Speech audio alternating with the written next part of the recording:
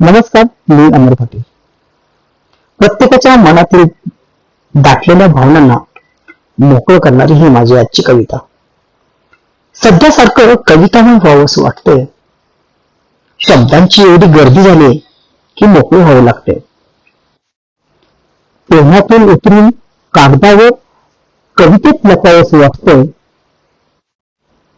आपल्या मुखातून चावून दुसऱ्याच्या हृदयात बसावं लागतंय. दुसऱ्याच्या हृदयात बसावं लागतंय. मग असो विषय प्रेमाचा, मायेचा अथवा सुख आणि दुःखाचा. थांबवा वाटतोय खेळ आता मनातील भावनांचा.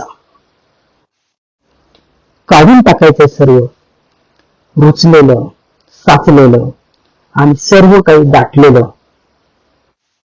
हृदयावरचा भार काढून जगायचं मला आयुष्यात उरलेलं. त्यासाठी असेल एकच मार्ग, कविता, गझल वा असेल चारोळी.